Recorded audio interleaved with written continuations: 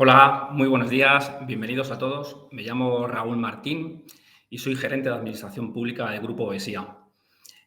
Tengo el placer de moderar la que va a ser nuestra tercera webinar de fondos europeos y el objetivo que perseguimos es presentar la propuesta de valor del Grupo ESIA en la gestión y control de los fondos del mecanismo de recuperación y resiliencia dentro del mecanismo o instrumento Next Generation, a través de nuestra oficina 360 de gestión y tramitación de fondos, ayudas y subvenciones y nuestra plataforma tecnológica interpública que nos va a permitir una gestión eficaz, eficiente y transparente en todo ese ciclo de vida de las convocatorias de ayudas públicas que muchos organismos van a lanzar a través de los fondos Next Generation. Vamos a entrar mucho más en profundidad en nuestra oficina 360 con dos compañeros de la oficina que van a presentar diferentes ponencias, nuestros compañeros Víctor Manuel y Juan José.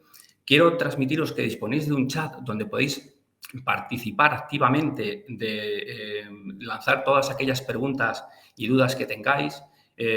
Vamos a dejar un espacio una vez finalicen todas las presentaciones para que podáis un poco lanzar todas esas preguntas, las responderemos en directo y si no nos diera tiempo a responderlas todas, luego a posteriori, una vez finalice la webinar, os podremos lanzar todas las respuestas necesarias con rigor y con el detalle que necesitáis. Ahora bien, yo creo que una vez ha finalizado este monólogo, vamos a comenzar con la primera ponencia. Tengo el placer y el privilegio de presentar a Gabriel Navarro. Gabriel Navarro es jefe de servicio de fondos europeos de Gobierno de Aragón. Bienvenido, Gabriel. Además, es autor del Manual de Fondos Europeos. Gabriel nos va a dar una masterclass en la que va a enfocar su presentación en dos secciones. En una primera sección nos va a presentar los mecanismos específicos que rigen el control y la gestión de los fondos del mecanismo de recuperación y resiliencia en el instrumento Next Generation, un poco lo que hemos venido a definir en nuestra webinar como los 7 mandamientos, y luego en una segunda intervención nos va a bajar al detalle en temas muy importantes y no menos relevantes, como es la detección y la prevención del conflicto de interés, todo lo relativo a la prevención, detección y corrección del fraude, la prevención de la doble financiación y cómo a través de las tecnologías de la información podemos evitarlo. Bueno, bienvenido, Gabriel, todo tuyo, adelante. Muy bien. Bueno, pues en primer lugar, buenos días. Quería agradecer, como corresponde, la invitación cursada por Grupo ESIA para participar en este tercer webinar en el que efectivamente vamos actualizando las diferentes novedades jurídicas y programáticas que estos fondos específicos del Mecanismo de Recuperación y Resiliencia obligan tanto a las administraciones públicas como a los particulares al objeto de adaptarnos y acompañarnos con las nuevas exigencias comunitarias. Como ha comentado Raúl, mi intervención se dividirá en dos grandes secciones. En la primera analizaremos las grandes novedades que se derivan, en este caso, de la aplicación de un sistema de compliance legal para las administraciones públicas al objeto de entender cumplidas las obligaciones vinculadas tanto con el Reglamento 241-2021 del MRR como y fundamentalmente la Orden del Ministerio de Hacienda y Función Pública, la Orden 1030-2021, y en la segunda parte de la sesión abordaremos temas relacionados con los conflictos de interés, con la lucha contra el fraude y fenómenos vinculados con la corrupción, con la malversación de fondos y con la doble financiación. Desde la experiencia en la gestión y el control de estos fondos, he preparado una presentación para poder seguir con mayor facilidad las explicaciones que vamos a ofrecer, objeto fundamentalmente en fin, blanco sobre negro, aspectos que tenemos que tener claros desde el punto de vista de la gestión y el control, como digo, estos fondos que son singulares tanto en la fase de programación como en la fase de gestión y control en relación con los anteriores. Por tanto, siempre comenzamos por intentar ubicarnos y poner orden cronológico, jurídico y programático de los diferentes fondos europeos, dicho de una manera abierta, que el Estado miembro, en este caso que España y las comunidades autónomas, junto con las entidades locales, vamos a tener la responsabilidad de gestionar y de gestionar de manera adecuada, tanto desde el punto de vista de los sistemas de gestión y de control, como de la orientación y la obtención de resultados, especialmente en el caso del mecanismo de recuperación y resiliencia. Por tanto, El webinar de hoy, los 7 mandamientos y la utilización de las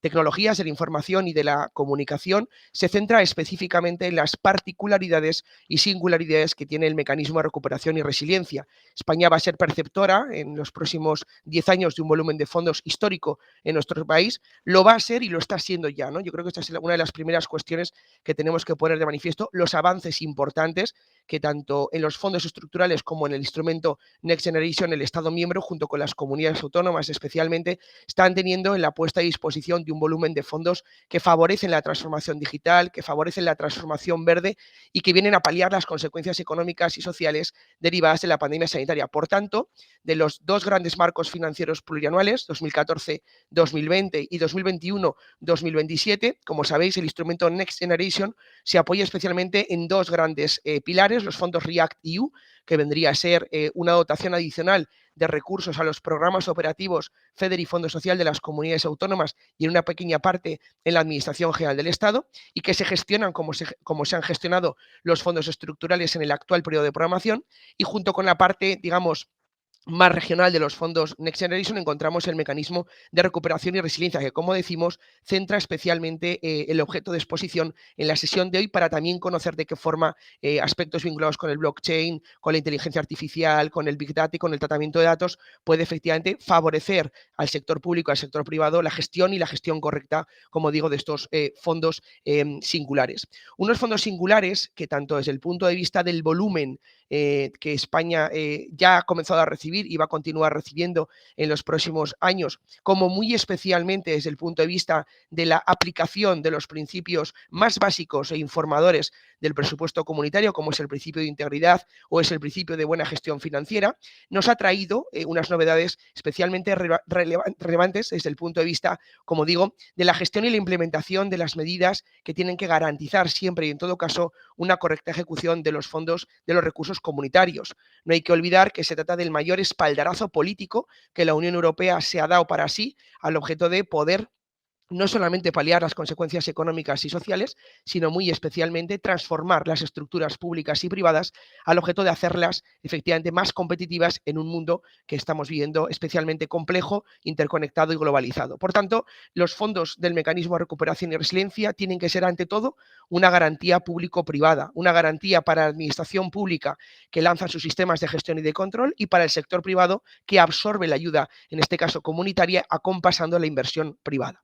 Esto se traduce básicamente en una fuerte transformación de los sistemas preventivos de gestión y de control, que trae para sí 3 grandes ámbitos: los conflictos de intereses, la lucha contra el fraude y también, en este caso, el fenómeno de la corrupción. Junto a ellos hay otros fenómenos colaterales como la malversación de fondos públicos, como la doble financiación, que de alguna manera vienen, como decimos, a mandatar a los poderes públicos unas obligaciones específicas y nuevas de los fondos del mecanismo de recuperación y de resiliencia, y que también los potenciales beneficiarios, especialmente administraciones públicas territoriales, comunidades autónomas y entidades locales, pero también el sector privado, el sector sin ánimo de lucro, tienen la obligación de adaptar su forma en la cual comprenden los fondos estructurales habituales para precisamente acompasar las obligaciones que el Estado miembro asume al objeto de gestionar los fondos del mecanismo de recuperación y resiliencia. Hay unos principios específicos de este mecanismo que se suman lógicamente a los tradicionales principios derivados, como digo, del reglamento financiero, el principio de integridad y el principio de buena gestión financiera, donde los que ya hemos gestionado fondos estructurales en el anterior periodo de programación tenemos cierto camino recorrido, pero vienen a reforzarse principios que a continuación explicaré. El mecanismo de recuperación y resiliencia también es singular porque es un instrumento de certificación de hitos y objetivos. La liberación y en este caso la obtención del recurso comunitario llega de la mano efectivamente de la consecución de unos hitos y objetivos en el marco del Plan Nacional de Recuperación, Transformación y Resiliencia, lo que hace articular un conjunto de indicadores y de seguimiento de hitos CIT, OA y de gestión que permiten al Estado miembro entender cumplidas las obligaciones asumidas con las instituciones comunitarias. También hay un sistema de control previo a la gestión, tanto de los proyectos que se ubican más en la sede de los ministerios y sector público del Estado, junto con los subproyectos donde ya intervienen las comunidades autónomas y articulan un conjunto de obligaciones recogidas en los diferentes anexos que veis en la infografía, especialmente las relacionadas con la Orden 1030-2021 que después desagregaremos. Se crea un nuevo sistema de gobernanza en base a entidades decisoras y entidades ejecutoras y, como decimos, desde el inicio existe una auténtica dedicación a evitar los conflictos de interés, prevenir, en este caso, las posibles acciones u omisiones constitutivas de delitos de fraude y especialmente también el seguimiento con la tarea de la corrupción activa o pasiva, de la que me ocuparé en la segunda parte de la intervención. Por tanto, un nuevo sistema de gestión y de control orientado, como decimos, a garantizar la integridad en la gestión del crédito comunitario, sin olvidar, por supuesto, que se trata de un instrumento de gestión directa, tutelado y dirigido por la Administración General del Estado, con participación mayoritaria del Estado autonómico y, por supuesto, también desde el punto de vista de las entidades locales. Por tanto, una nueva forma de entender los fondos europeos que aporta ya no solamente el valor de la ayuda comunitaria, sino la posibilidad de modernizar nuestros sistemas de gestión y de control que, apoyados en el uso de las tecnologías de la información y la comunicación, permiten efectivamente coadyuvar al objetivo que como país, en este caso España, asume ante la Unión Europea. Todo ello se articula, como digo, de forma somera en la Orden 1030 del Ministerio de Hacienda y Administraciones Públicas, basándose siempre en esa idea de concurrencia, en esa idea de integridad, en esa idea de buena gestión financiera que reclama el Reglamento Financiero de la Unión Europea, que trae para sí nuevos principios, basándose fundamentalmente en los hitos y objetivos que tenemos que conseguir en cada uno de los proyectos y subproyectos en los que se estructuran los componentes del mecanismo de recuperación y de resiliencia, en el etiquetado verde y en el etiquetado digital, en ese tagging digital y verde que el Estado miembro asume en gran medida porque la concentración de los recursos del mecanismo de recuperación y resiliencia se asienta sobre esos dos grandes vectores, digital y verde, no causar un daño significativo al medio ambiente, el principio de NSH, que efectivamente las administraciones públicas venimos obligados a asegurar en la ejecución de los subproyectos del mecanismo de recuperación y resiliencia, pero también cualquier beneficiario que se presente a convocatorias de subvenciones, por ejemplo, vinculados con el ámbito energético, como es el autoconsumo, tenemos la obligación de asegurar en este caso que con el uso de estos fondos no causamos un daño significativo al medio ambiente. En este punto la Comisión, y es de agradecer, ha publicado la guía técnica de la aplicación del principio de NSH, donde encontramos paralelismos de proyectos que se entienden plenamente validados desde este punto de vista y, por tanto, puede permitir, como decimos, la puesta en marcha de estos proyectos. También desde el punto de vista de la gobernanza, acostumbrados a las autoridades de gestión, los organismos intermedios, también el mecanismo de recuperación articula como principio estructural un nuevo sistema de gobernanza basándonos en entidades decisoras y entidades ejecutoras, órganos responsables y órganos gestores, que efectivamente asumimos con carácter integral obligaciones que, como digo, se entenderán cumplidas o no a nivel de Estado miembro y que, por supuesto, reputa un régimen de responsabilidad distinta al que habitualmente veníamos obligados a conocer. Es cierto que quien haya recorrido el camino de los fondos estructurales tiene mucho ganado, pero también es verdad que eso no le exime de entender que es necesario adaptar las nuevas estructuras a las obligaciones que se derivan a nivel de Estado miembro para el conjunto del Estado español. Por otro lado, como decía Raúl, este mecanismo de recuperación y resiliencia, especialmente por dos factores, por el volumen de fondos, en primer lugar, y en segundo lugar, por la complejidad en su gestión, trae para sí el establecimiento de un conjunto de medidas vinculadas a esa gestión integral, a esa gestión de rendición de cuentas de los resultados obtenidos. Claro que es importante gestionar los fondos desde el punto de vista de la gestión económico-administrativa de manera correcta, pero no lo es menos, efectivamente, que aprovechemos esta oportunidad para regenerar nuestros sistemas de gestión y de control al objeto fundamentalmente de prevenir, detectar y corregir prácticas que pudieran ser residenciables en el catálogo de prácticas vinculadas con el fraude, con la corrupción o con los conflictos de intereses. No hay una presunción de que se produzcan estas prácticas. De hecho, España, afortunadamente, no es ni de lejos un país que ocupe las primeras posiciones en irregularidades en estos fondos, mucho menos también desde el punto de vista de las comunidades autónomas y las entidades locales, pero sí que es cierto que es una oportunidad para ganar lo que yo digo siempre es el tercer valor de los fondos, que es la modernización de los sistemas de gestión y de control y, en consecuencia, aprovechar esta oportunidad para regenerar nuestros sistemas e incorporar, como decimos, temas vinculados con la transparencia, con la integridad, con la concurrencia, con la igualdad de trato y con el establecimiento de mecanismos internos que, como decía al comienzo de mi intervención, se residencian, se alojan en el ámbito del compliance legal al objeto de aprobar un conjunto de medidas antifraude que permita a las administraciones públicas justificar una correcta ejecución, pero además una gestión integral de los fondos del mecanismo de recuperación y de resiliencia.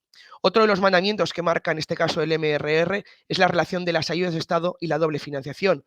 Como todos sabéis, la Unión Europea pelea por la defensa del derecho de la competencia y una de las formas en las que puede tergiversarse esa neutralidad de la intervención pública en el mercado son las ayudas de Estado. Ayudas de Estado que, como saben ustedes, se declaran incompatibles con carácter general en el artículo 107 del Tratado de Funcionamiento, pero que siguen unos mecanismos que permiten declarar compatibles aquellas ayudas que, o por el importe o por el ámbito temático en el que se desarrollen, pueden declararse compatibles con el mercado interior. Los regímenes de minimis y en especial el Reglamento General de Exención por categoría, que como objetivo fundamental tiene evitar la doble financiación de un mismo gasto.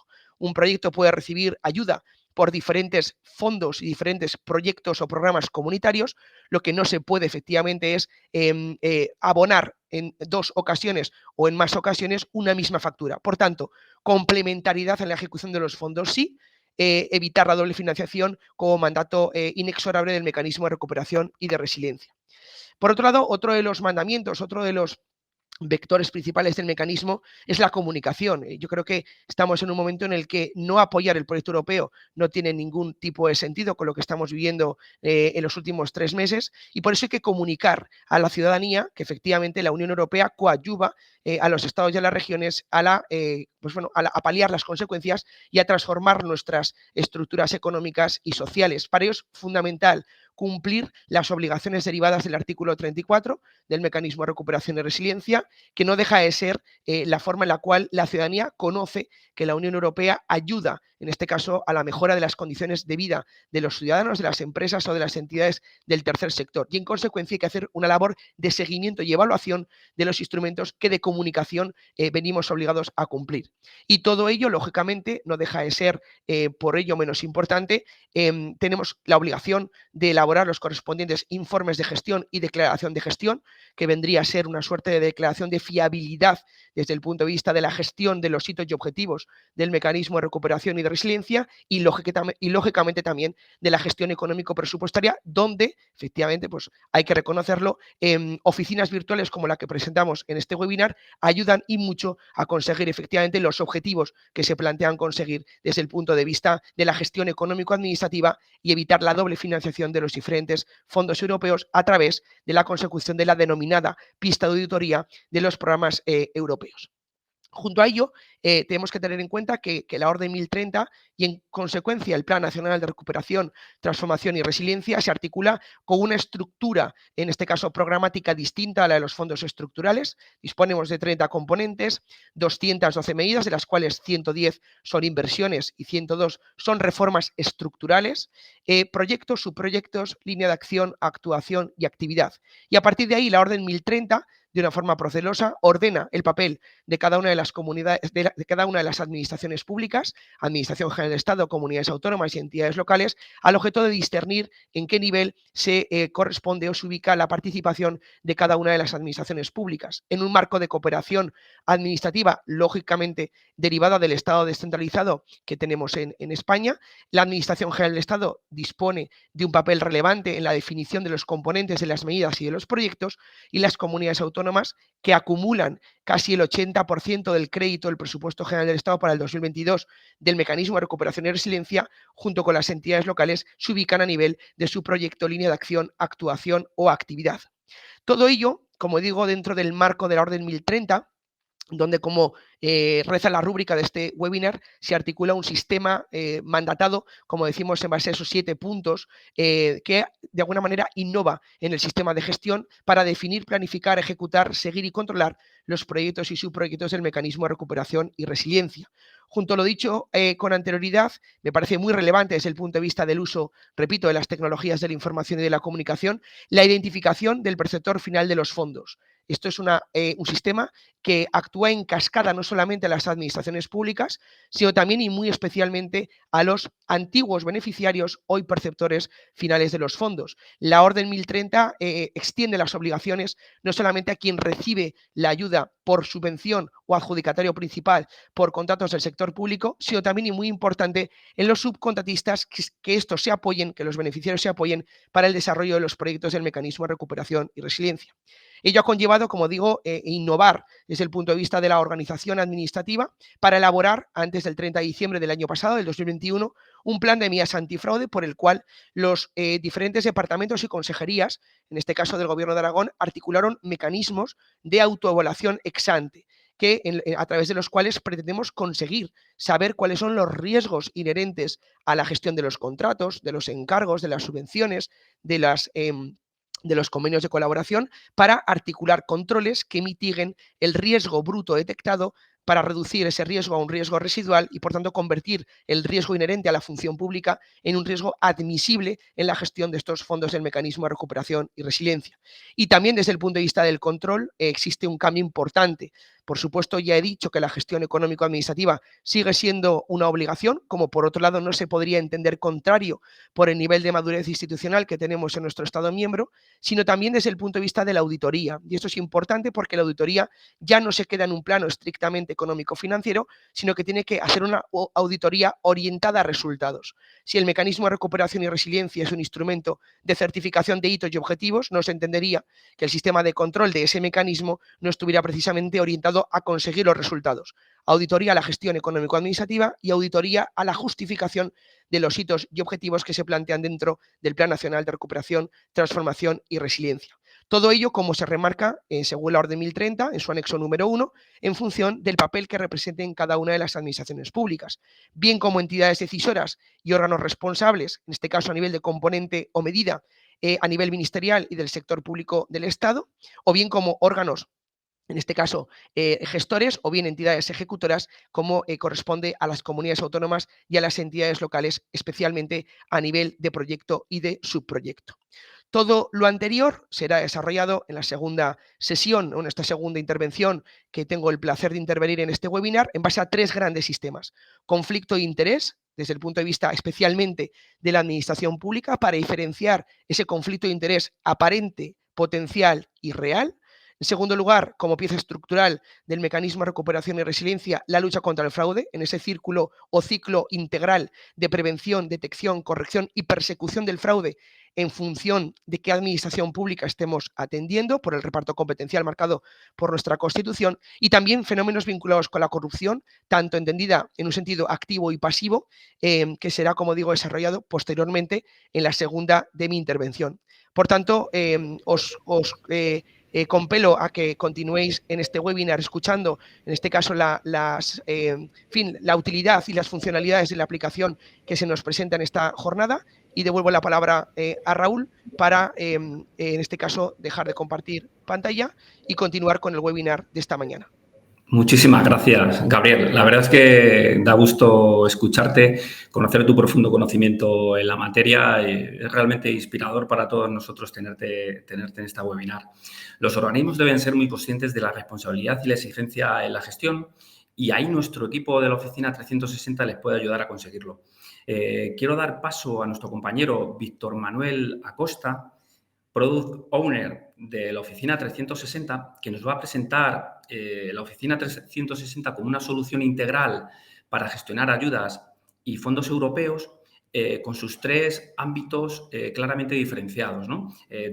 La parte de servicios, nuestro centro especializado, nuestra plataforma tecnológica y nuestros servicios de consultoría.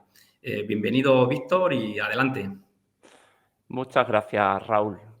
Muy bien, buenos días. Lo primero que quiero comentar es que en Grupo OESIA tenemos una capacidad de gestión y asesoramiento end-to-end que abarca todo el ciclo de vida, desde lo que es la definición de la convocatoria hasta la evaluación de impacto y de resultado. Para ello, contamos con un equipo de sociólogos y juristas y economistas que valoran todas las variables del entorno previas a lanzar la convocatoria para poder definir los requisitos, y, paralelamente, también podemos ir definiendo los proyectos. En cuanto a la gestión de solicitudes, Esta se inicia desde que el potencial beneficiario echa su solicitud con la documentación adjunta, la que sea. Incluye este proceso toda la revisión administrativa, requerimiento de subsanación, trámite de audiencia, etcétera, hasta que finalmente se adjudica o se deniega la ayuda. Una vez que se realiza la adjudicación de la ayuda o bien la adjudicación de la licitación, porque también podemos gestionar la adjudicación de licitaciones, comienza lo que es la fase de gestión, ejecución y seguimiento. Esto aplica tanto a nivel económico como tal, con los gastos y proyectos, como a nivel de ejecución de hitos y objetivos que ha comentado anteriormente Gabriel, e indicadores. Pasamos también por la fase de justificación, de apoyo a la certificación, en función del tipo de fondo y del tipo de gestor que se trate. Y por último está la evaluación e impacto de los resultados para ver si realmente hemos llegado a cumplir esos objetivos que nos pedía la comisión o si por el contrario nos hemos quedado un poquito cortos.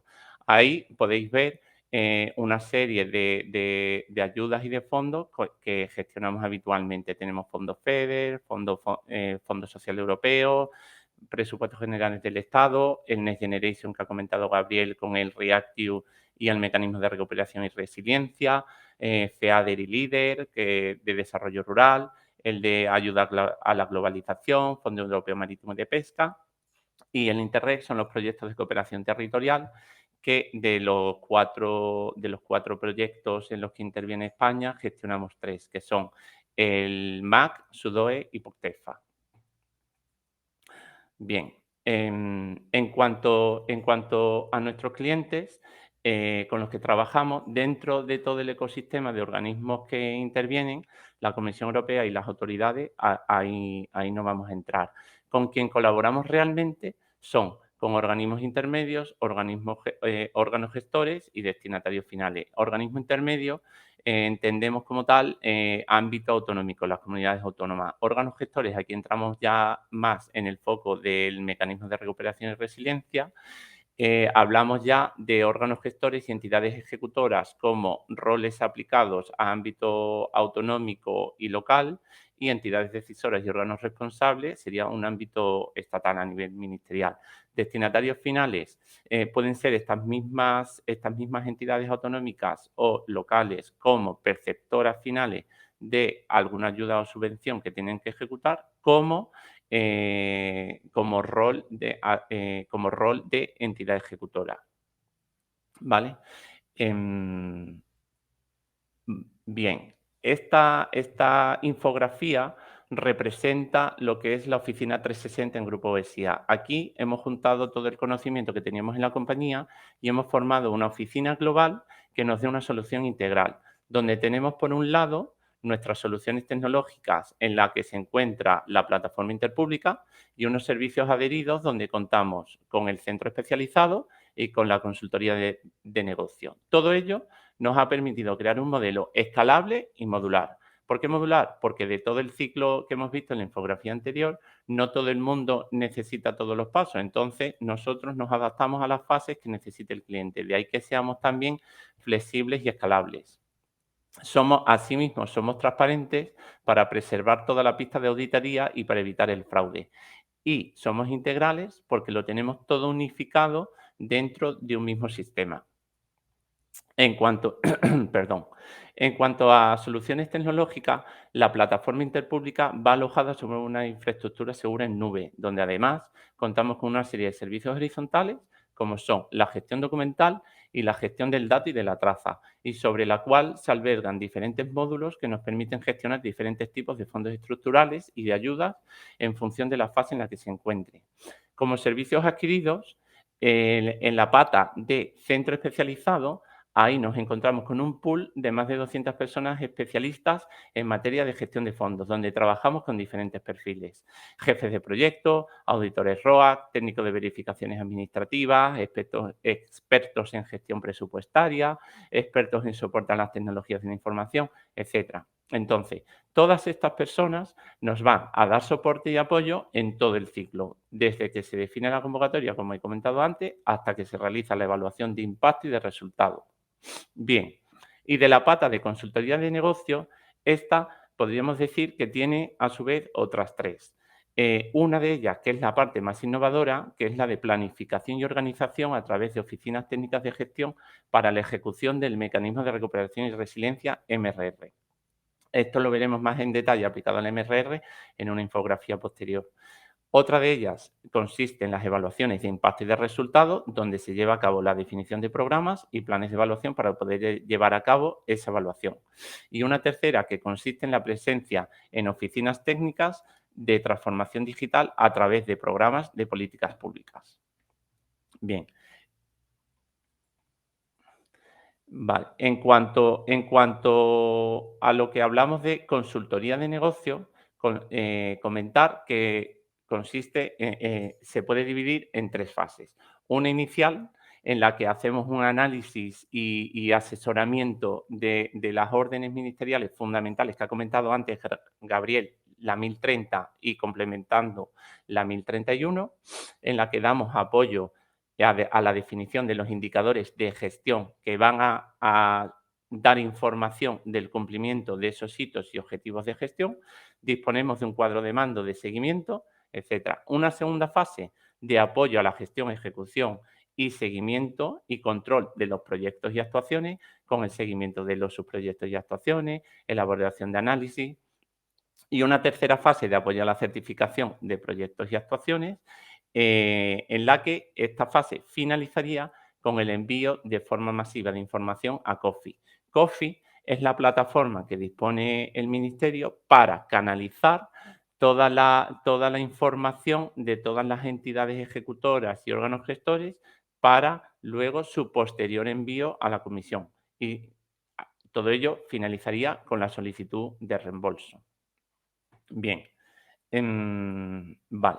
Y ahora, en cuanto al centro especializado aplicado al MRR, por parte del centro especializado, decir que acompañamos a nuestros clientes a lo largo de todo el ciclo, llevando a cabo todo el proceso de gestión completo, como viene ahí, desde la gestión del subproyecto, asociación de hitos y objetivos, etcétera, hasta el envío de la información a COFI para su certificación. Y por parte de plataforma, comentar que tenemos un módulo para el mecanismo de recuperación y resiliencia que va dirigido a órganos gestores, órganos responsables, entidades ejecutoras y entidades decisoras, que está adaptado a los reglamentos y normas de Next Generation y en particular del MRR, como hemos comentado, 1030 y 1031, que nos permiten llevar una gestión eficiente de las actuaciones, convocatorias y contratos, y que vamos a llevar todo el proceso de ejecución, seguimiento, control y justificación hasta llegar a la certificación del mecanismo. Todo ello acompañado por nuestros servicios asociados. Y comentar que por ahora todos ellos han contado con nuestros servicios y todos ellos son clientes nuestros, tanto de ámbito estatal como autonómico, como local, fundaciones y organismos públicos. Hasta aquí, nada más que agradeceros vuestra atención. Y le doy paso a mi compañero Raúl. Gracias. Muy bien. Muchísimas gracias, Víctor. La verdad es que, fijaros, nuestra oficina 360 es única. Tenemos un equipo multidisciplinar increíble que puede ayudar a las administraciones públicas a no afrontar sola este reto que tenemos como país, sino apoyarse en nuestros servicios y ayudarles a conseguirlo. Hemos presentado en líneas generales nuestra oficina 360 en los 3 grandes ámbitos de actuación, pero ahora quiero dar paso a nuestro compañero Juan José González, jefe de proyecto de nuestra PMO de ayudas y fondos, que se va a centrar más en las personas, en los equipos de trabajo, en su conocimiento y cómo a través de este conocimiento acompañamos a nuestros clientes y les ayudamos a, una vez implantadas nuestras soluciones o nuestros servicios, ser muchísimo más autónomos, ¿no? Bienvenido, Juan José, y adelante. Muchas gracias, Raúl. Bueno, yo os voy a presentar nuestros equipos multidisciplinares. Bueno, he querido hacer un guiño a la presentación de Gabriel y poner los 10 mandamientos de los equipos multidisciplinares, ¿no? Como bien ha dicho Raúl, para nosotros es muy importante las personas. lo más importante para nosotros siempre son las personas, ¿no? Su conocimiento, su experiencia y la tecnología nos sirve para poder conseguir nuestro objetivo común, ¿no? Luego también contamos con un equipo con más de 25 años de experiencia en el sector público, que esto lo que nos permite es tener un expertise funcional que nos diferencia a las otras plataformas que hay en el mercado. Yo creo que aquí no hay ninguna plataforma en el mercado en estos momentos que tenga ese nivel de experiencia en el sector público que nosotros tenemos, ¿no? Ser un equipo muy empático, siempre poniéndonos en la piel del cliente, para así hacer más cómodas las nuevas funcionalidades y los cambios de normativa que va teniendo la plataforma, ¿no? Un equipo especializado en las tecnologías más actuales del momento y, por supuesto, en continua formación. Nosotros, como bien os dijimos, tanto Raúl como yo comentamos, que lo más importante para nosotros son las personas y su conocimiento, ¿no? Un centro gestionado mano a mano con el cliente, un equipo de consultoría que después os comentaré un poco más adelante, un equipo de formación y también un equipo UX UI. Le damos mucha importancia a la usabilidad de la plataforma, ¿no? Entonces, tenemos trabajando gente de nuestro equipo siempre en estos pequeños detalles que hacen al usuario el trabajo más fácil, ¿no? Mucho más fácil de trabajar con la plataforma y que el trabajo que hagan diariamente, pues que les resulte mucho más cómodo. Utilizamos metodologías ágiles con implantaciones ágiles para que los procedimientos de trabajo, para hacer que nuestro procedimiento de trabajo sea mucho más ágiles, una mayor transparencia y una mejora continua. Y después, como veis, ahí el último mandamiento está en blanco. No es un fallo de la transparencia, sino que queremos que este último mandamiento pues lo escribáis con nosotros, ¿no? De la mano del cliente. Vale. Equipos de formación. Formaciones presenciales. Habitualmente las hacemos en las instalaciones del cliente. Es dirigido por un consultor y un formador especializado. Formaciones online. Se realizan a través de una herramienta de videoconferencia, convocando siempre con antelación y atendiendo siempre la disponibilidad del cliente. Es verdad que nosotros, al tener muchas sedes, tener sedes cerca de los clientes, pues también podríamos hacer nuestras sedes más cercanas a los clientes, ¿vale? Formaciones específicas a entidades ejecutoras, a órganos gestores, a órganos ejecutores, entidades decisoras y órganos responsables. Talleres de buenas prácticas. Hacemos talleres con ejercicios que nos pueden ocurrir en el día a día. Lo hacemos lo más próximo a una jornada de trabajo reducida en un par de horas para coger soltura y rapidez a la hora de ejecutar cualquiera de las funciones importantes de nuestra plataforma. Es como os dije con anterioridad, al tener 25 años de experiencia en el sector, la verdad es que esto nos lleva a saber pues, los problemas que puede tener cada persona al utilizar pues la plataforma o al hacer cualquier ejecución del trabajo. Por lo tanto, nosotros hacemos esos casos prácticos para que todo sea mucho más fácil. Y talleres de usabilidad. Antes os comenté que era muy importante para nosotros la usabilidad y el diseño de la aplicación. Y nosotros hacemos jornadas para que con el cliente nos ayude a que la aplicación sea mucho más fácil de utilizar, ¿no? Que, por ejemplo, pues para hacer un ejemplo, que con 2 o 3 clics pues pueda ejecutar un trabajo, ¿vale? Y que todo le resulte muchísimo más cómodo, ¿vale? El soporte. Contamos con equipos cualificados, tanto técnica como funcionalmente. Hago referencia otra vez a los 25 años de experiencia trabajando, porque es verdad que nos diferencia muchísimo de otras plataformas, ¿no? Y aquí contamos con 3 tipos de soporte. Soporte N1, el N2 y el N3. El N1 es una asistencia de primer nivel de forma telefónica o correo electrónico a través de nuestro servicio de tickets interno, ¿vale? Luego en el soporte N2 es un soporte mucho más filtrado, ¿vale?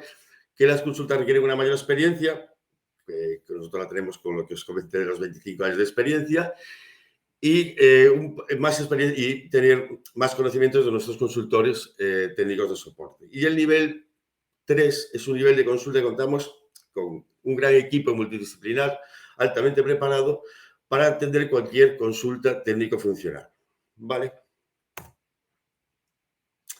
Y luego la consultoría, ¿vale? Aquí tenemos 4 fases. Es muy importante para nosotros que nuestro cliente, utilizando la plataforma, desde el principio hasta el final nunca se sienta solo y se sienta acompañado.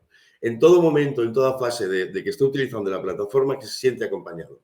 ¿Vale? Es muy importante que cuando tú empiezas a trabajar con una plataforma, es verdad que bueno, intentamos que no sea nuevo, pero sí que es un cambio, ¿no? Entonces, lo que nosotros intentamos hacer es que estos pasos sean los más fáciles, o sea, sean lo más fácil posible y lo más acompañado posible, y que siempre tenga alguien a su lado para hacer una consulta o para que todo se lo haga muchísimo más fácil. La primera es la consultoría inicial.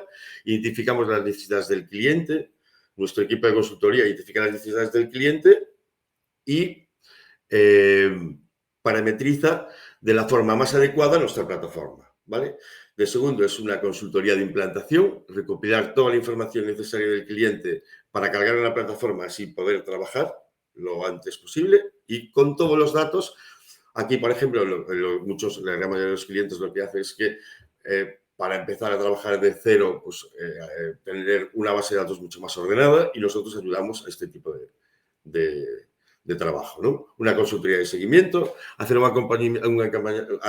acompañamiento post-implantación en los primeros meses de uso de la plataforma para ayudarte a que tu trabajo sea más eficiente, ¿no?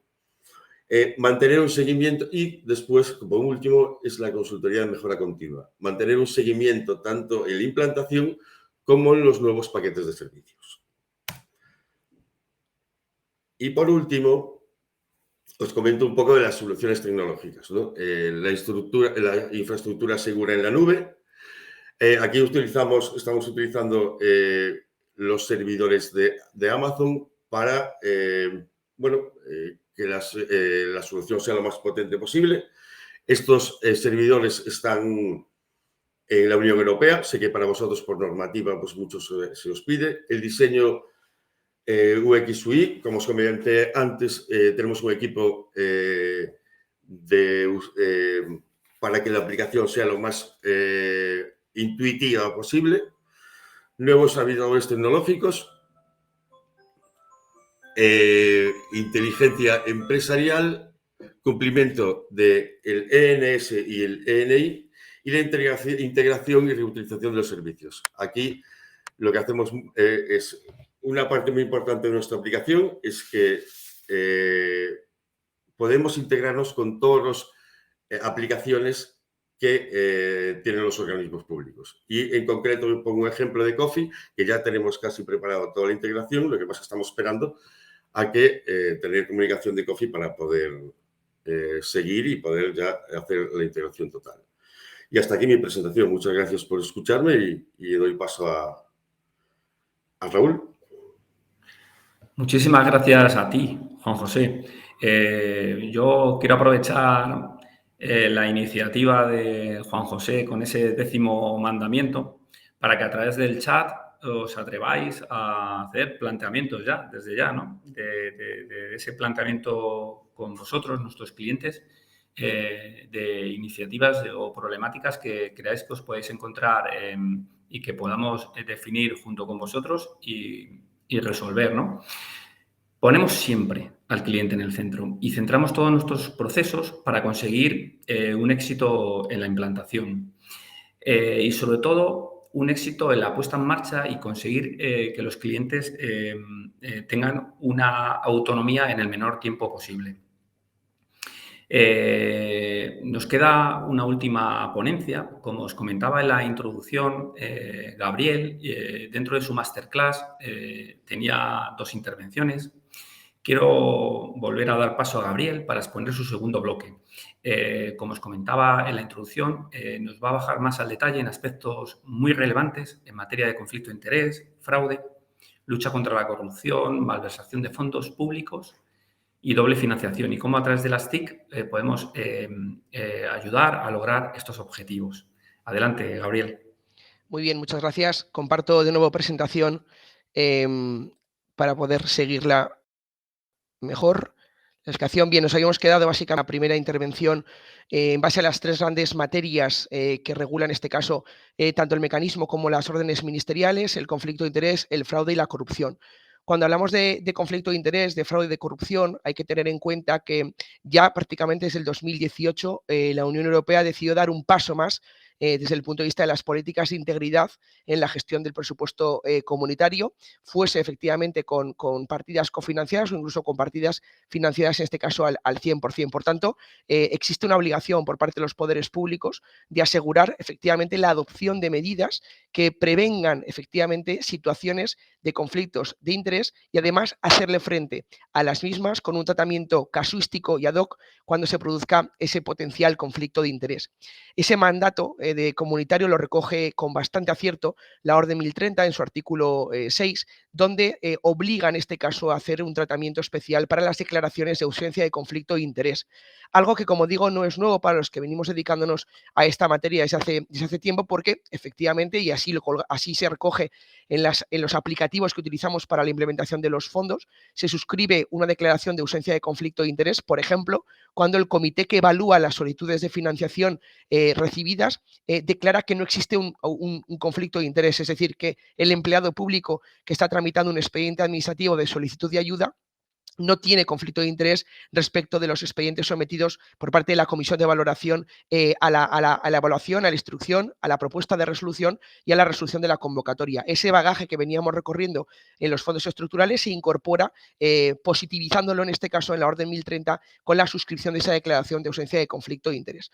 Un conflicto de interés que en muchas ocasiones pensamos que solamente los empleados públicos podemos vernos inmersos en el mismo y sin embargo la Comisión Europea en esa visión de integridad del control de los fondos, no solamente poniendo el foco en las administraciones públicas, sino también en los potenciales perceptores de los fondos comunitarios, articula un sistema por el cual, según la comunicación del 2021, se plantea un sistema para evitar y gestionar conflicto de interés tanto para los empleados públicos que realizamos tareas de gestión, control y pago a otros agentes como aquellos beneficiarios privados, socios, contratistas y subcontratistas. Es decir, como decía antes, se hace extensible, cual chicle, las obligaciones que inicialmente venían compelidas a cumplir las administraciones públicas y que ahora también cualquier tercero obligado tiene en este caso el mandato de cumplir. Es la extensión del compliance público legal al compliance público privado, en este caso, para la percepción de estos fondos. Y todo ello articulado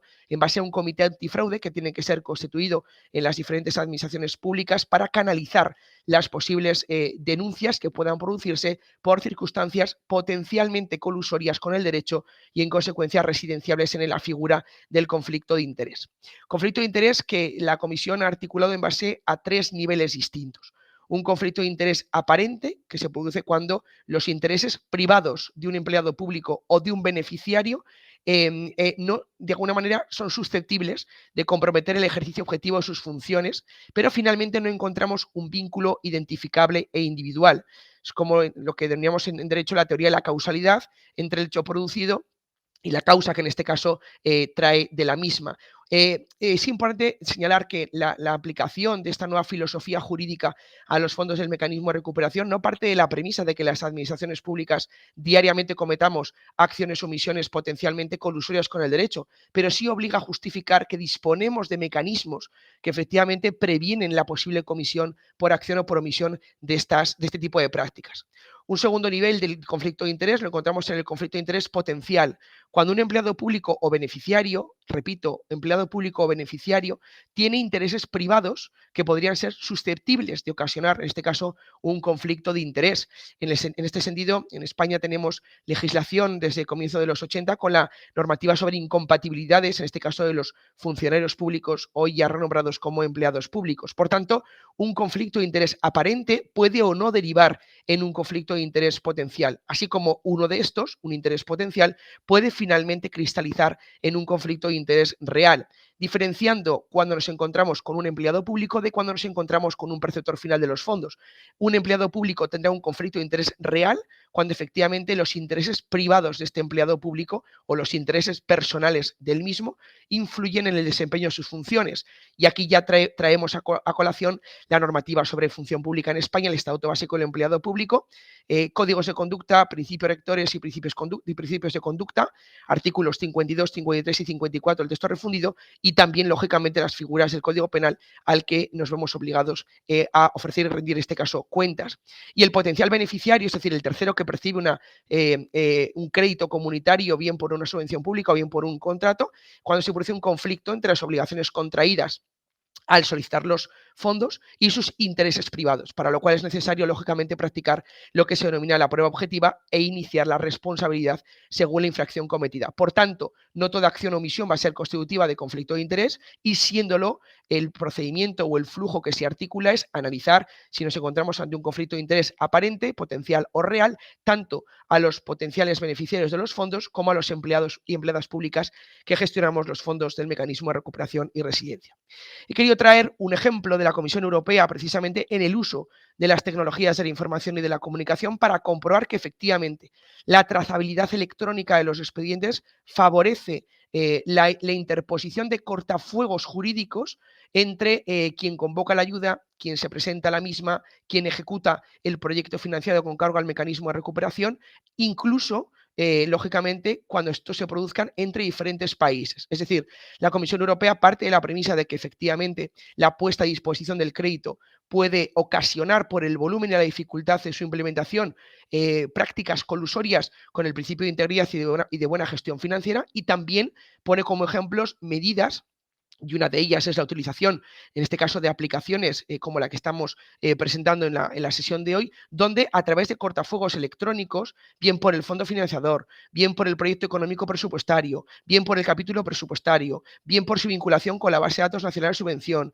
bien con Aracne, bien con COFI, es decir, a través de diferentes sistemas se pueden detectar, levantar indicios de prácticas colusorias con la buena gestión financiera de los fondos del Mecanismo de Recuperación y Resiliencia, articulando perfiles, en este caso distintos, entre administrador, organizador y cliente, con el objetivo fundamentalmente de obtener la electronificación del procedimiento que nos demanda la normativa del procedimiento administrativo, pero ya no una obligación, sino efectivamente comprobar, como antes decía, que los fondos permiten una mejora y una optimización de los recursos públicos disponibles. Esto, unido a la consecución de hitos y objetivos y a la firma de declaraciones de ausencia de conflicto de interés, nos permite al menos poner en circulación mecanismos e instrumentos que pueden prevenir la posible comisión de este tipo de prácticas, como digo, colusorias con el derecho administrativo. Todo ello dentro de lo que la Orden 1030 denomina como autoevaluación, es decir, las administraciones públicas, como ya hicimos en el 1420, hemos tenido que evaluar los riesgos, dentro de los riesgos estructurales y de los riesgos potenciales, los riesgos de fraude. Hemos elaborado planes de medida antifraude, disponemos de declaraciones al más alto nivel donde nos comprometemos a luchar contra el fraude, autoevaluamos los riesgos específicos que se derivan de nuestro sistema de gestión y control. Un ejemplo es muy sencillo, no es lo mismo determinar en un pliego de cláusulas administrativas particulares los criterios de solvencia técnica, económica o profesional o los criterios de adjudicación del contrato que los principios para la selección de proyectos en un régimen de ayudas o el establecimiento de determinados umbrales para la obtención de recursos comunitarios. Por tanto, hay que evaluar y autoevaluar los riesgos atendiendo a si gestionamos MRR por contratación pública, por subvenciones o por encargos a medios propios. Código ético y política de obsequios. En Aragón, por ejemplo, tenemos desde el 2016 normativa específica sobre ética e integridad pública y existe una interacción plena con el Parlamento en la labor que éste ejerce de control al Gobierno. Todas las medidas de prevención son pocas y, por supuesto, son útiles para evitar una utilización fraudulenta de los fondos europeos. Formación sobre ética y detección del fraude. Estamos ofreciendo continuamente diferentes modalidades y formas de formación para evangelizar y hacer pedagogía de esta materia tan sumamente cambiante, incluso a los que nos dedicamos a esto desde hace tantos años, luchar con los conflictos de intereses, disponer de indicadores de fraude, las denominadas red flags, las banderas rojas, donde en nuestro sistema de gestión nos puede alertar si un presupuesto base de licitación es acorde o no a las condiciones de mercado. Si los criterios para seleccionar los proyectos guardan relación con la elegibilidad temática que marca el mecanismo de recuperación y resiliencia, puntuamos esas banderas rojas para poder conocer cuál es el riesgo bruto, residual y objetivo al que me referiré en la siguiente diapositiva. Hemos articulado sistemas de denuncia con buzones, en este caso, de denuncia para precisamente favorecer la transparencia y la pseudonimización de los datos, según nos marca la nueva normativa nacional y comunitaria. Determinamos si el fraude que se ha podido cometer es sistémico o si es puntual. Retiramos, por supuesto, los gastos vinculados a los proyectos y subproyectos y hay una comunicación interoperable con las autoridades de control, tanto desde el punto de vista regional como nacional y comunitario, incluso con la Fiscalía y el control jurisdiccional que ejercen los tribunales. Como digo, es una tarea que obedece a una labor de integridad. Los que me habéis escuchado ya en muchas ocasiones, yo hablo del ciclo integral de los fondos europeos, programación, gestión, control y evaluación, pero también del ciclo integral, en este caso, de la prevención, detección, corrección y persecución. Y aquí sí que es cierto que la labor que ejercemos las diferentes administraciones públicas es distinta y lo es precisamente por el reparto competencial de nuestro modelo descentralizado.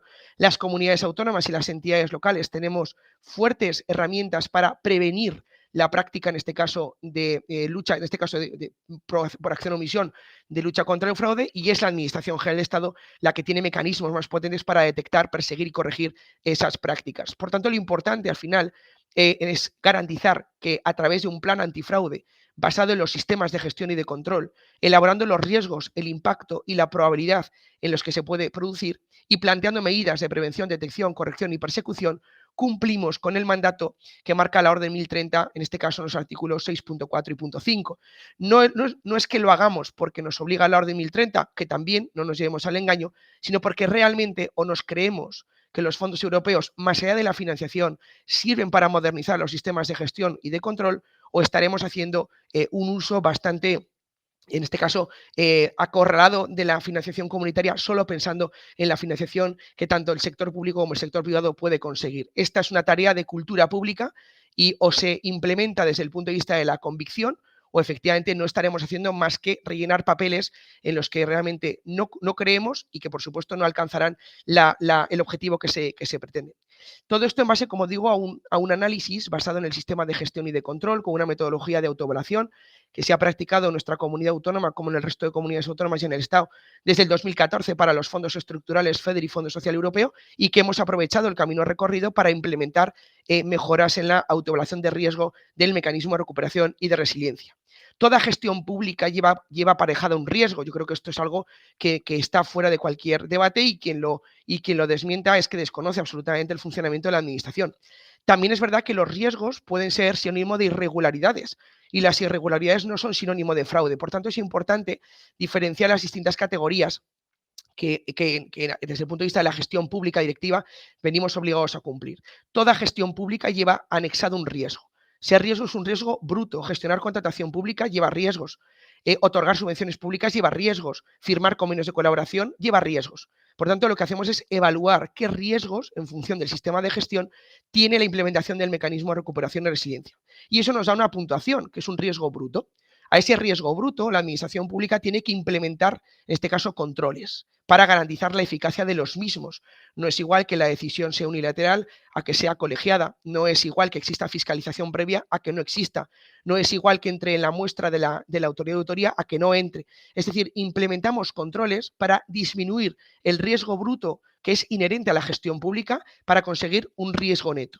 Y ese riesgo neto, que podríamos decir está cerquita del riesgo objetivo, riesgo residual, también puede ser objeto de mejora a través de controles adicionales como consecuencia de incorporar las recomendaciones que las diferentes autoridades de control formulan en la tarea de auditoría, no solamente de gestión económico-administrativa, sino, como bien decía, de auditoría orientada a los resultados, a los hitos y objetivos que los dos compañeros del grupo ESIA que me han precedido han explicado muy convenientemente. El mecanismo de recuperación pretende gestión pública directiva del más alto nivel, pero también pretende conseguir hitos y objetivos. No podemos gastar o invertir un solo euro del mecanismo si este euro no contribuye a la consecución de esos hitos y objetivos. Todo ello forma parte de las tareas de control de riesgos y dentro de los riesgos vinculados, en este caso, al fraude. En tercer lugar, tenemos la corrupción. La definió Naciones Unidas de una manera muy sucinta, pero muy acertada en el Programa Mundial de Corrupción, gestionado, como digo, por Naciones Unidas, es el abuso de poder para provecho personal. Yo creo que es una definición pacífica por parte de la doctrina científica en la materia y como antes decía, la corrupción hay que disociarla de otras figuras. Es decir, existen irregularidades administrativas, existe fraude, existe corrupción. Por lo tanto, la corrupción no es siempre, o mejor dicho, cualquier irregularidad no implica siempre la existencia de corrupción. En este caso, la intencionalidad, es decir, como ahora veremos, la obtención de un provecho personal es un elemento inherente, como decimos, a la existencia de fraude y, por tanto, a la tipificación de la corrupción. La hay de dos tipos, corrupción activa y corrupción pasiva. Ahora explicaré las diferencias entre ambas, tanto para los empleados públicos como para los terceros, que es importante que quede claro este mensaje.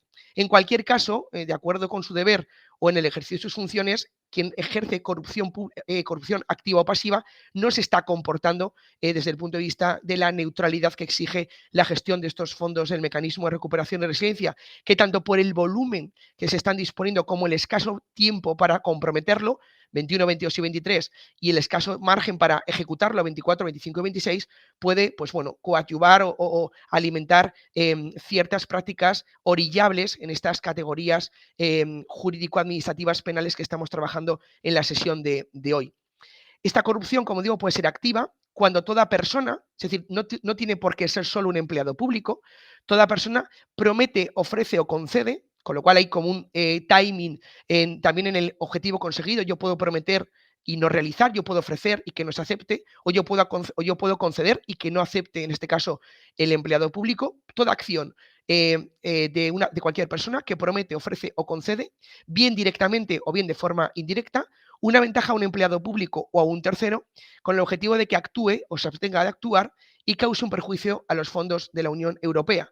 Esta es una de las definiciones, yo diría que con mayor volumen de componentes relevantes en su análisis jurídico, que se diferencia también de la corrupción pasiva, cuando ya no es cualquier persona, sino es cuando se produce la acción de un funcionario para que, en este caso, igual que en la activa, directa o indirectamente, pida o reciba ventajas bien para él o para un tercero, o bien acepte la promesa de una ventaja a fin de que actúe o se abstenga de actuar de tal suerte que causa, en este caso, un perjuicio a la Unión Europea. Por tanto, cuando hablamos de corrupción, no solamente hay que residenciarlo en el ámbito de la esfera pública, sino también en la gestión de los fondos del mecanismo de recuperación y resiliencia en la esfera privada, más y cuando efectivamente, como ya hemos explicado, cambiamos el concepto de beneficiario por el perceptor final de los fondos. Es decir, el subcontratista del adjudicatario principal es perceptor final de fondos y se le aplica esta normativa, o el subcontratista de un proyecto ayudado en un régimen de ayudas tiene la condición de perceptor final de fondos y se le aplica esta normativa.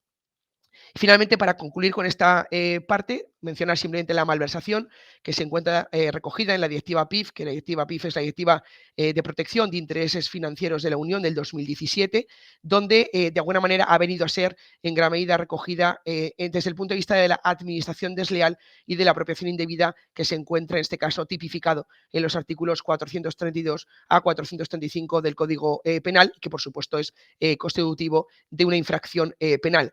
Más relevante que la malversación, en este caso para el mecanismo de recuperación y resiliencia, es la figura de la doble financiación. Hemos dicho que la Comisión Europea busca la complementariedad entre programas y fondos, pero prohíbe, como en este caso mandato o mandamiento del mecanismo de recuperación, la doble financiación. Por tanto, en ningún caso podrán ser financiados dos veces por el presupuesto comunitario los mismos gastos. ¿Qué es lo que sí que busca el plan de recuperación, transformación y resiliencia? La complementariedad, como marca el punto 461 del Plan Nacional, especialmente en el caso del mecanismo de recuperación y resiliencia con fondos estructurales, bien sea con FEDER o con Fondo Social Europeo.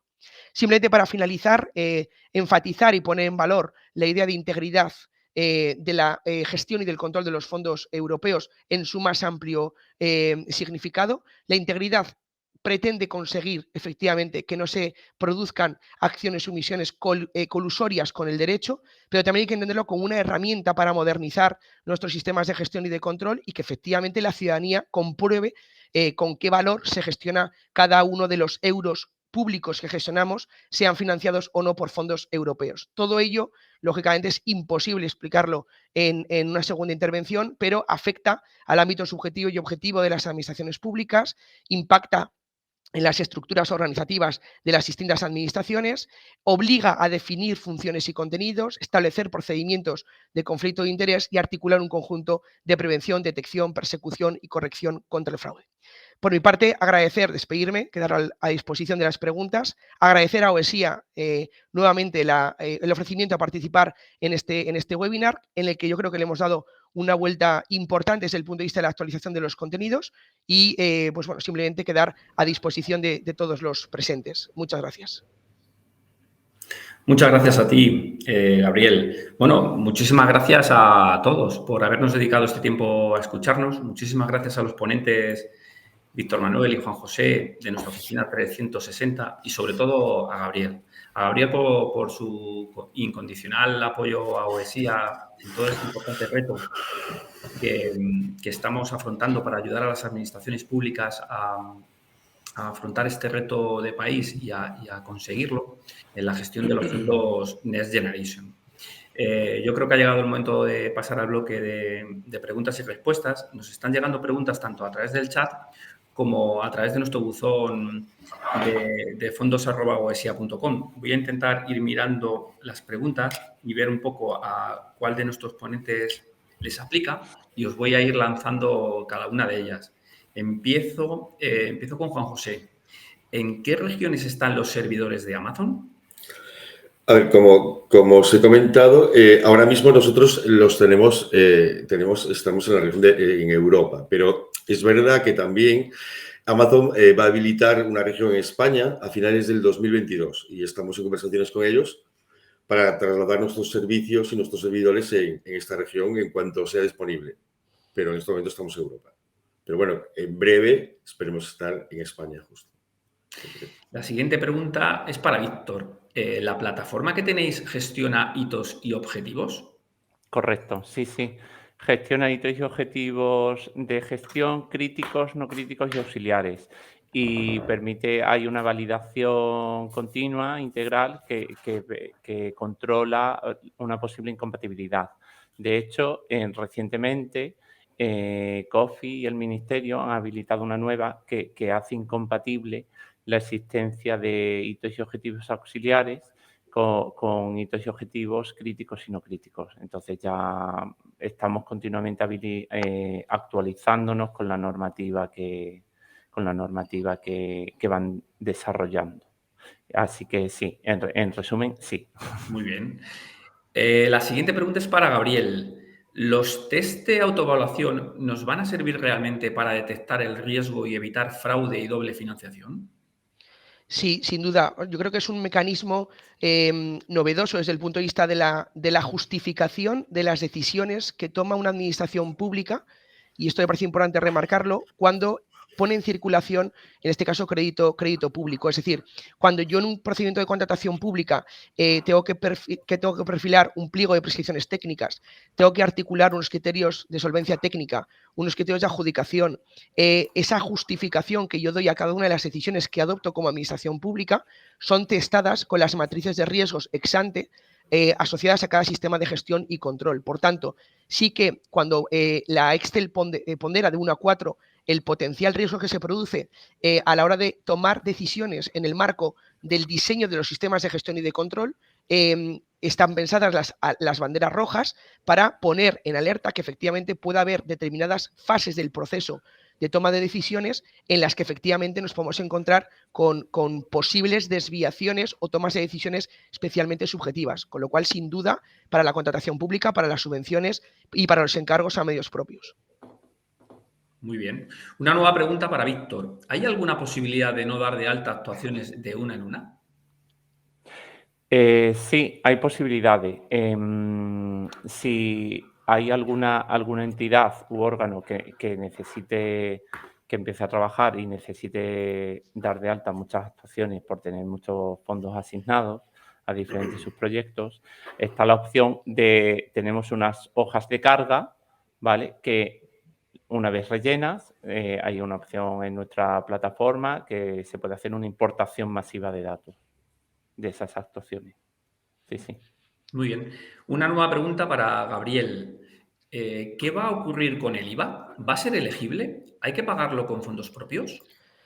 Es una pregunta recurrente en casi todos los foros en los que tengo el placer de participar e importante. Vamos a ver, siempre que el IVA es soportado y no se puede repercutir, se ha entendido que era un mayor gasto para la administración pública. Es decir, todos los contratos que nosotros hemos gestionado en el marco de FEDER o Fondo Social Europeo, el IVA asociado, en este caso, a la base a la que se le aplica, siempre es un mayor gasto para la administración pública, como consecuencia de que la administración pública no puede repercutir a un tercero, en este caso, el IVA que soporta por la prestación de ese servicio, por la ejecución de esa obra. De igual manera que el IVA nunca ha sido elegible en el marco de un régimen de ayudas donde el beneficiario es sector privado, es empresa, porque efectivamente el IVA que soporta una empresa lo repercute en la cadena diseñada en este caso por la sexta directiva marco del IVA. Y sí que es cierto también que ha surgido la confusión de si el IVA era o no elegible o no subvencionable, mejor dicho, en el marco del mecanismo de recuperación y resiliencia. Ahí lo que tenemos claro es que si el IVA está asociado a un sistema de gestión que contribuye a los hitos y objetivos CID, no hay ninguna razón para entender que en este caso ese IVA, ese gasto que soporta la administración y que no puede repercutir, no pueda ser declarado como un mayor gasto por parte, en este caso, de la administración pública que se corresponde. De igual manera que queda clarísimo que cuando el IVA opere en un régimen de ayudas del mecanismo de recuperación y resiliencia en el marco de un régimen de ayudas a sector privado, el IVA nunca es elegible. Muy bien. Otra pregunta para ti, Gabriel. ¿Existe un porcentaje de financiación para gastos de gestión? Tanto dinero es muy complicado gestionarlo con los recursos y materiales existentes. Sí, recientemente, en el 2018, a través del reglamento Omnibus, que modificó toda la estructura normativa de los fondos del 14-20, ya las administraciones públicas nos han permitido declarar gastos de gestión, como programación, gestión, verificaciones, todo lo que es el sistema informático de gestión y control de los fondos, a través de un tipo fijo por el cual tú declaras a la comisión un gasto público de 100 y te asocia, por ejemplo, un 4% para poder poner en marcha el conjunto de obligaciones que tú asumes. En el mecanismo de recuperación y resiliencia no hay un instrumento similar, pero sí que es cierto que es justificable que siempre y cuando esa asistencia técnica vaya vinculado a la ejecución de las obligaciones que tú como entidad ejecutora o decisora o órgano gestor o responsable vienes obligado, en este caso, a adoptar, se puede entender perfectamente elegible dentro del marco de ese proyecto, con la proporción y la ponderación que lógicamente exige el propio sentido común. Si yo ejecuto una línea de 1 millón de euros, no me puedo gastar 500.000 en asistencia técnica, pero alrededor de un 2, un 3%, yo entiendo que es justificable para poder, en este caso, poner en marcha el conjunto de los fondos, que es la obligación que el reglamento marca a cada Estado miembro. Muy bien. La siguiente pregunta de nuevo para Víctor. ¿La plataforma permite crear listas de comprobación propias particulares? Sí. La aplicación, aparte de disponer de los cuestionarios de autoevaluación que ha comentado Gabriel y de tener todas las listas de comprobación implementadas que impone o que exige la orden 1030, se pueden desarrollar y se pueden implementar listas de comprobación propias que necesite alguna entidad para control interno, control y gestión interno. Sí, sí. Muy bien. A ver, la siguiente, no sé quién puede responderla. Yo creo que es la pregunta del millón. Preguntan, ¿se sabe cuándo va a estar disponible Coffee? Yo le cedo la palabra a Gabriel. Sí, quizás. Paso palabra. No, a ver, Es complicado. quiero decir, yo creo que, a ver, más allá de la broma, yo creo que si de algo se ha dado cuenta la sociedad en general es que la gestión y el control de los fondos requiere mucho tiempo y requiere la implementación de unos sistemas que precisamente garanticen ante la Comisión Europea la rigurosidad en la gestión. Entonces, ya en el 14-20 con Fondos 2020 se hizo una labor sumamente interesante y yo creo que no hay nadie más interesado que el propio Estado miembro en ponerla en circulación. A mí me consta que están día y noche, con lo cual entiendo que está mucho más cerca que cuando empezamos y yo creo que más pronto que tarde. Muy bien. Mira, una nueva pregunta, pero para Juan. ¿Las formaciones las dais también en las oficinas de cliente con ordenadores, etcétera, y todo lo que es el material? Sí, damos generalmente es donde damos las formaciones. Con las formaciones que son presenciales las damos siempre en las oficinas del cliente con todo el material. Muy bien. Tengo otra pregunta para Gabriel. Hablando de tiempos, como comentábamos antes con Coffee, ¿crees que la Comisión Europea dará una ampliación de plazo para gestionar y certificar el mecanismo? Bueno, es una pregunta muy de los estados del sur, ¿verdad? Lo de querer siempre más tiempo para hacer las cosas. Yo creo que al respecto dos reflexiones importantes. La primera, yo creo que como europeos hay que poner en valor el enorme esfuerzo que hizo el Consejo Europeo en aprobar este instrumento Next Generation, incluso modificando la forma de financiación, que ya no es con aportaciones de los Estados miembros, sino con una especie como de sistema de deuda mancomunada a devolver entre todos a 2058. Por tanto, creo que tenemos la obligación de responder a ese mandato político del Consejo y Parlamento Europeo. Por otro lado, dicho lo cual, la puesta en marcha de estos sistemas es verdad que cuesta ponerlo en funcionamiento, pero no es menos cierto que se está cogiendo cierta velocidad crucero. Es decir, los PERTEs prácticamente en los últimos consejos de ministros ha ido un PERTE con la dificultad que tiene articular este tipo de proyectos desde el punto de vista de la seguridad jurídica, desde el punto de vista del efecto incentivador. Con lo cual, yo más que pensar en una posible prórroga de medio año, un año, que tampoco sería ilógico, porque en 21 y 22 y 23 estamos gestionando los fondos REACT de la parte del Next Generation, con lo cual hay una cierta saturación de fondos. Más que pensar en una prórroga, creo que estamos ahora mismo en el descanso del partido, llegamos a junio, ha pasado solo un año desde que el 16 de junio del año pasado se aprobase por parte de la Comisión el primer plan nacional, que fue en este caso el de España. Creo que el ritmo que estamos cogiendo tanto el Estado como las comunidades autónomas y los ayuntamientos invita al optimismo. Y más que pensar en una prórroga, creo que tenemos que pensar en utilizar los medios que tenemos para ejecutar cuanto antes y mejor los proyectos que requiere nuestro país. Muy bien, muchas gracias, Gabriel. Yo tengo una pregunta que quiero además lanzarte a ti, Gabriel, a razón un poco de lo que comentabas de los PERTEs. Es verdad que algunos de los PERTEs han implicado ayudas de Estado, otros no. ¿No crees que por la importancia y envergadura que tienen los PERTEs, todos y cada uno de ellos deberían llevar asociado en sus bases de convocatoria un plan de evaluación? Sí, a ver, sobre todo porque el efecto atractor y el volumen de recursos que se movilizan a través de un PERTE no tiene nada que ver con cualquier convocatoria que ya de por sí, efectivamente, como estamos viendo, es muy proceloso. Es decir, la última convocatoria de Industria 4.0 manufacturera, creo que solo la convocatoria eran 60 páginas.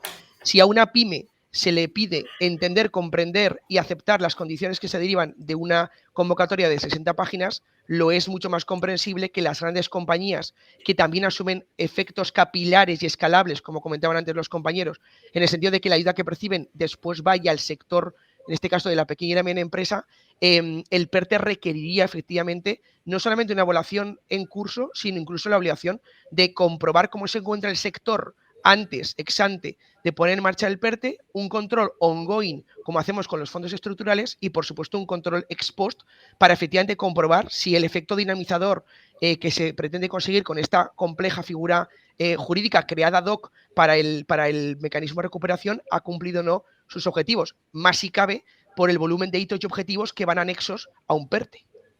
Muy bien, muchas gracias, Gabriel. Tengo una pregunta más para Víctor. ¿Existe algún tipo de control de tiempos con notificaciones, etcétera? Sí, tenemos un panel de comunicaciones interno en el cual se permite llevar a cabo ese control de tiempos, tanto hacia o para un usuario como para un rol completo. Sí. Muy bien. Oye, muchísimas gracias por todas las preguntas que nos estáis lanzando. Tenemos otra para Juan. ¿Vuestra plataforma está preparada para integrarse con tecnologías como RPA? Sí, como comenté, estamos preparados para integrarnos con la gran mayoría de tecnologías. En este caso, sí tenemos ya una API preparada para esta integración. O sea que, por lo tanto, la respuesta es sí. Muy bien. Muchísimas gracias. Bueno, yo creo que he leído todas las preguntas, tanto del buzón fondos@oesia.com como del propio chat.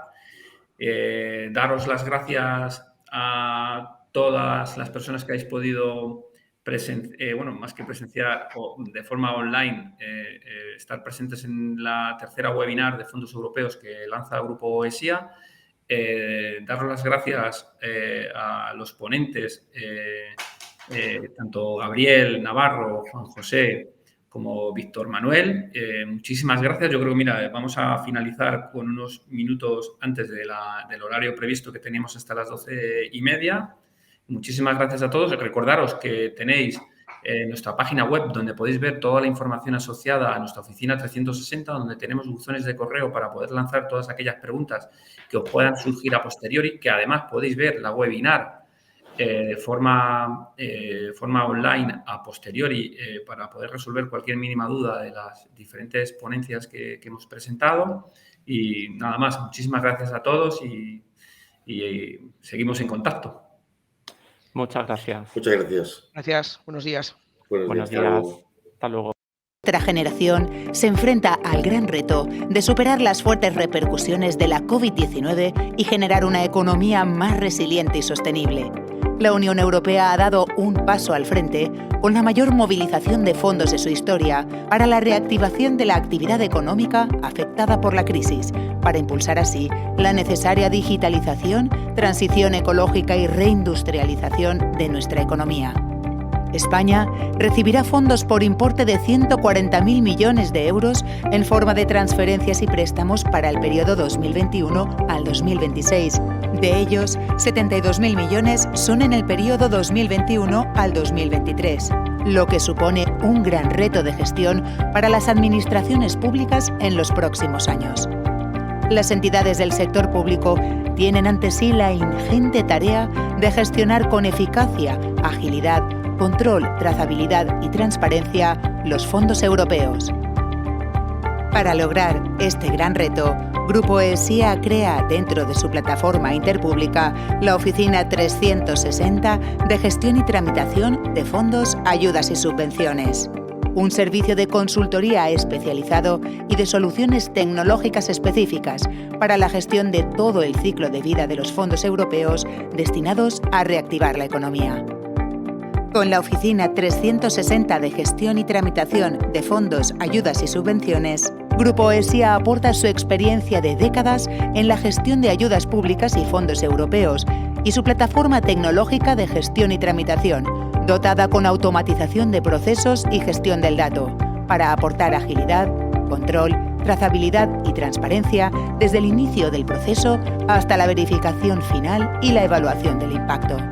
En el periodo 2014 al 2020, Grupo ESIA ha ayudado a gestionar más de 14.000 millones de euros, 1,15 millones de expedientes y más de 1.800 convocatorias. Con la Oficina 360 de Gestión y Tramitación de Fondos, Ayudas y Subvenciones, cualquier entidad pública dispone de todo lo que necesita para gestionar con éxito sus programas públicos. Un servicio de expertos en gestión de expedientes de ayudas sin procesos para abordar toda la carga de trabajo, desde la definición de la convocatoria hasta la certificación final. Una solución tecnológica consolidada de gestión económica, justificación y certificación, utilizada por 14 comunidades autónomas y otros organismos intermedios, así como el tramitador de expedientes con capacidades de automatización de procesos y gestión del dato. Una consultoría de negocio para la evaluación e impacto de los programas, así como oficinas técnicas TIC para el asesoramiento experto en las nuevas tecnologías habilitadoras. Todo con una única solución integral para la gestión de fondos, la Oficina 360 de Gestión y Tramitación de Fondos, Ayudas y Subvenciones de Grupo ESIA. Con nuestra experiencia y tecnología ayudamos a la gestión eficaz de los fondos en España. Así lograremos que el país supere el reto, reactivando la economía y creando empleo. Para abordar este reto, las entidades del sector público cuentan con la experiencia y la tecnología de la plataforma Interpública Ayudas y Fondos de Grupo ESIA, una plataforma modular, escalable, flexible e integral. Interpública Ayudas y Fondos.